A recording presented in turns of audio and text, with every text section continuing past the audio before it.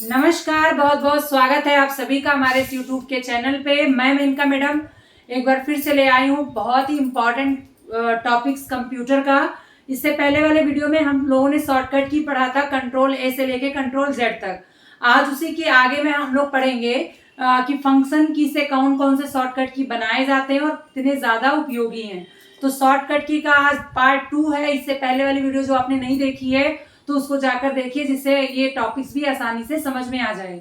हमने आप लोगों को बताया था कि जितने भी ऑप्शंस होते हैं उनका जो शॉर्टकट की बनाया जाता है वो कंट्रोल के साथ बनाया जाता है, लेकिन यदि हमें मेनू खोलना है तो उसके साथ हम अल्ट का प्रयोग करेंगे। जी हाँ, अगर हमें ये बात पता है तो हम ऑप्शन में, अगर हमें नहीं भी पता है तो कुछ ऑप्शन को निकाल सकते हैं। जैसे क्वेश्चन आ जाए कि सेलेक्ट ऑल की शॉर्टकट की क्या है, तो कंट्रोल ए होता है। अगर विकल्प में अल्ट लिखा है, अल्ट के साथ कोई कैरेक्टर है, तो विकल्प अपने आप ही गलत हो जाएगा, क्योंकि ऑप्शन में हमेशा कंट्रोल का ही प्रयोग किया जाता है। तो आज हम कंट्रोल नहीं, अल्ट के साथ और जो फंक्शंस की होती है उसके जो शॉर्टकट की है उसको इस वीडियो में पढ़ेंगे। तो आज हमारा पार्ट 2 है शॉर्टकट की का। शॉर्टकट की पार्ट 2। सबसे पहले F1 से क्या होता है बेटा? हेल्प। क्या होता है? हेल्प। आपका शॉर्टकट की F1 किसके लिए उपयोगी है? हेल्प के लिए। हेल्प आपका सभी सॉफ्टवेयर में प्रयोग किया जाता है और इसकी शॉर्टकट की F1 है। अगर कोई भी सॉफ्टवेयर है, MS एक्सेल है, पावर पॉइंट है, एक्सेस है या इंटरनेट है, सब में हेल्प के लिए F1 ही प्रयोग किया जाएगा। इसके बाद आपका F2 रीनेम आइकन। क्या होगा बेटा? Rename icon. आइकन आपका जो छोटे छोटे डेस्कटॉप पे पड़े होते हैं उसे बोलते हैं। तो रीनेम आइकन F2। F3 से आपका search file and folder. Search file and folder. F4 से क्या होता है बेटा? F4 से रिपीट लास्ट एक्शन। रिपीट क्या होगा? Last action. F5 से रिफ्रेश। जी हाँ, ये क्वेश्चन बहुत आता है। रिफ्रेश की शॉर्टकट की क्या है? F5। इसके अलावा F5 एक चीज में और प्रयोग की जाती है, स्लाइड शो में। स्लाइड शो, जो पावर पॉइंट के स्लाइड बनते हैं उसको प्ले कराने के लिए F5 बटन का प्रयोग किया जाता है। F6 डॉस में सेव किया जाता है। Save the DOS. Save the DOS. F7 से चेक स्पेलिंग एंड ग्रामर। देखिए बेटा, जब हम लोग MS वर्ड पे काम करते हैं तो हम लोग देखते हैं कोई भी चीज जब लिखते हैं तो उसके नीचे रेड कलर की लाइन आ जाती है। वो जो रेड कलर की लाइन है वो हमारी स्पेलिंग त्रुटि को बताती है, यानी अगर स्पेलिंग में कोई गलती है तो रेड कलर की लाइन आ जाएगी। अगर हमें उसे दुरुस्त करना है, सही करना है, तो कौन सी शॉर्टकट की का प्रयोग करेंगे? F7। F11 बहुत पूछा जाता है। F11 create chart. Create any chart. F12 क्या होगा? Save as. देखिए, कंट्रोल यस से क्या होता है बेटा? सेव होता है, लेकिन F12 से क्या होता है? Save as. सेव एज और सेव में क्या अंतर है? जब हम पहली बार किसी फाइल को सेव करते हैं तो कंट्रोल एस से सेव करेंगे, लेकिन उसी फाइल का अगर हम नाम बदल दें और दूसरी जगह दूसरे नाम से उसको सेव करें तो वो हम सेव एज से करेंगे। और इसकी शॉर्टकट की क्या होती है बेटा? F12। इसके अलावा और कौन सी शॉर्टकट की जो इंपॉर्टेंट है पूछी जाती है? हमने कहा था आप लोगों से कि जो अल्ट बटन होती है उसके साथ पहले कैरेक्टर के द्वारा हम फाइल मेनू, एडिट मेनू, व्यू मेनू को खोल सकते हैं। कंट्रोल के साथ पहला कैरेक्टर ज्यादातर ऑप्शन में होता है, जैसे कंट्रोल ए से all, select all, control B से बोल्ड, कंट्रोल सी से कॉपी। यानी ज्यादातर पहला कैरेक्टर और कंट्रोल, इससे ऑप्शंस हमारे सही होते हैं। लेकिन अगर हमें मेनू खोलना है तो मेनू में भी हम यही करेंगे, अल्ट के साथ उसका पहला कैरेक्टर। अगर आपके शॉर्टकट की नहीं याद हो रहे हैं तो ज्यादातर शॉर्टकट की उसके पहले लेटर से ही है। तो आप आसानी से याद कर सकते हैं। जैसे कंट्रोल ए से सेलेक्ट ऑल, बी से बोल्ड, सी से कॉपी, एफ से फाइंड, जी से गो टू, आई से इटैलिक, एन से न्यू पेज, ओ से ओपन, पी से प्रिंट। ये आपकी ऐसे शॉर्टकट की हैं जो पहले कैरेक्टर से ही पूछा जाता है, मतलब कंट्रोल के साथ इसका पहला कैरेक्टर ही यूज होता है। तो अगर हमको शॉर्टकट की का प्रयोग करना है तो हम कंट्रोल के साथ उसका पहला कैरेक्टर याद रखेंगे, और कुछ को आपको याद करना पड़ेगा। जैसे कट का कंट्रोल एक्स होता है और कॉपी का आपका कंट्रोल सी होता है, तो आप याद ही रखेंगे। अंडू का आपका कंट्रोल जेड और रीडू का कंट्रोल वाई। तो कुछ में आपका पहला कैरेक्टर नहीं यूज होता, वही आपको याद करने हैं। बाकी में तो आप कंट्रोल के साथ पहला कैरेक्टर को ही याद कर लेंगे, आपके लिए आसान पड़ेगा। तो अल्ट के साथ पहले कैरेक्टर से क्या होता है? अल्ट के साथ एफ, फाइल मेनू। क्या खुलेगा बेटा? File menu. मतलब हम कर्सर से, हम माउस से फाइल मेनू को ना खोले बल्कि शॉर्टकट की से फाइल मेनू को खोले। उसके लिए कौन सी शॉर्टकट की होगी? Alt plus F. अगर हम अल्ट प्लस एफ दबाते हैं तो हमारा क्या खुल के आ जाएगा? फाइल मेनू खुलकर आ जाएगा। इसके बाद हमें जो ऑप्शन चुनना है हम आसानी से उसको चुन सकते हैं। इसके बाद अल्ट के साथ ई, एडिट मेनू। क्या खुलेगा बेटा? Edit menu. अगर हमें किसी भी संशोधन को करना है, cut, copy, paste, select all, go to, reflex, ये सारे ऑप्शन आपके एडिट मेनू मिलते हैं। इसकी शॉर्टकट की क्या है? Alt plus E. Alt plus V क्या होगा? View menu. Alt plus V से क्या होगा? View menu. अल्ट प्लस क्या होगा बेटा? वी के बाद आपका कौन सा? व्यू मेनू के बाद इंसर्ट मेनू, तो आई से क्या होगा? इंसर्ट मेनू। फिर आपके बाद अल्ट के साथ इंसर्ट मेनू के बाद कौन सा होता है? फॉर्मेट मेनू। तो अल्ट के साथ ओ। अब देखिए अल्ट के साथ ओ क्यों लगा? जब पहला कैरेक्टर यूज हो चुका है, यानी फाइल मेनू को खोलने के लिए एफ ऑलरेडी यूज हो चुका है, तो हम उसके दूसरे कैरेक्टर को यूज करेंगे। यानी कंट्रोल ओ से आपका क्या हो जाएगा? फॉर्मेट। एफ आपका यूज हो चुका है तो हम इसके दूसरे कैरेक्टर से शॉर्टकट की बनाएंगे। यानी अल्ट के साथ ओ, अल्ट के साथ टी, टी से क्या होगा? टूल मेनू। फिर अल्ट के साथ ए, अल्ट के साथ ए, इससे क्या होगा बेटा? इससे टेबल मेनू होगा। क्या खुलेगा? टेबल मेनू। क्यों खुलेगा टेबल मेनू?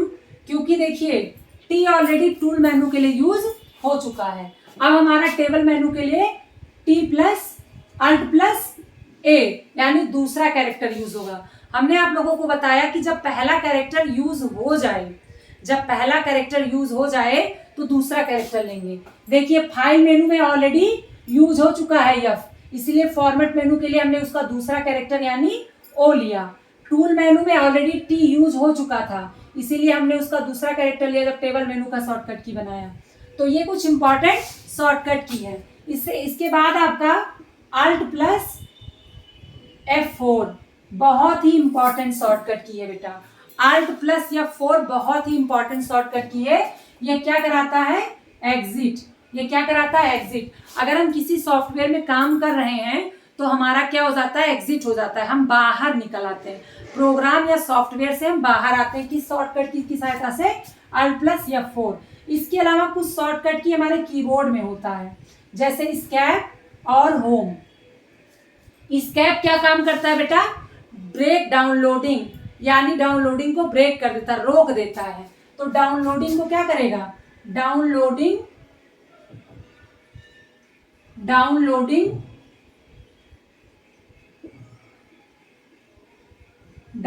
को क्या करेगा?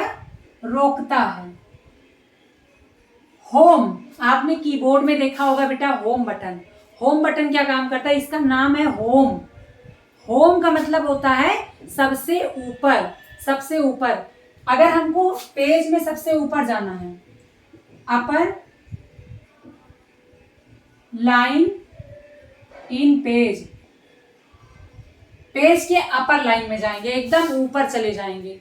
और अगर इंड होगा तो सबसे नीचे, है ना?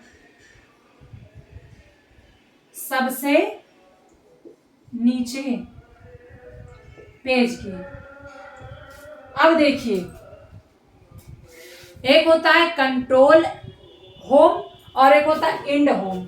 अगर हम यही कंट्रोल के साथ लगाएंगे, अगर हम यही कंट्रोल के साथ लगाएंगे तो ये आपका सबसे ऊपर जाएगा, लेकिन वो केवल होम लगाएंगे तो लाइन में सबसे पहले जाएगा। देखिए समझिएगा, यदि हम कंट्रोल के साथ होम बटन दबाएंगे तो पूरे पेज के सबसे ऊपर में पहुंच जाएंगे।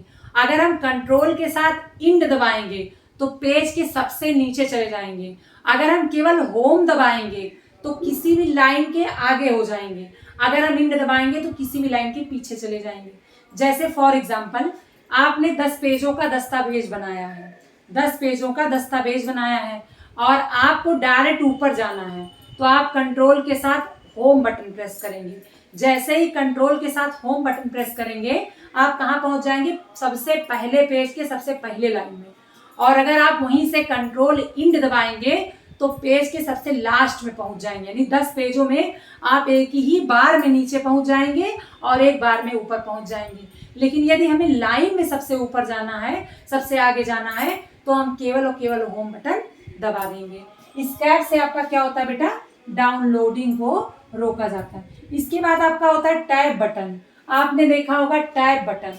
टैब बटन से हम एक कॉलम से दूसरे कॉलम में जाते हैं, एक कॉलम से दूसरे कॉलम में, एक कॉलम से दूसरे कॉलम में जाते हैं। टैब बटन का यूज बेटा बिना कर्सर के टैब बटन दबा के एक कॉलम से दूसरे कॉलम में आसानी से पहुंच सकते हैं, किसी भी टेबल में, किसी भी कॉलम में। यदि आप फॉर्म बैठ के भर रहे हैं और आपको एक कॉलम से दूसरे कॉलम में जाना है तो टैब बटन का यूज करेंगे। फंक्शन की आपके बहुत इंपॉर्टेंट है, यहाँ से शॉर्टकट की हर बार पूछा जाता है। अभी F3 आया था सप्लाई इंस्पेक्टर में, हो सकता है F1 आए आपका, क्योंकि ये भी बहुत इंपॉर्टेंट है। F1 आपकी हेल्प की, F2 आपका rename icon, F3 search engine, search file and folder, अगर आपको फाइल और फोल्डर को खोजना है। रिपीट लास्ट एक्शन, रिफ्रेश बहुत ज्यादा पूछा जाता है बेटा। F5 किसका है? रिफ्रेश का है। और दोबारा मैं फिर आपको बता रही हूँ कि अगर ऑप्शन है तो ज्यादातर जो हमारा काम करता है वो ऑप्शन कंट्रोल के साथ काम करता है, और जो मेनू हमारा होता है वो अल्ट के साथ खुलता है। तो इस बात का ध्यान रखेंगे तो आप ऑप्शन को निगलेक्ट भी कर सकते हैं। मतलब अगर 4 विकल्प दिया है तो आप 2 विकल्प को काट भी सकते हैं।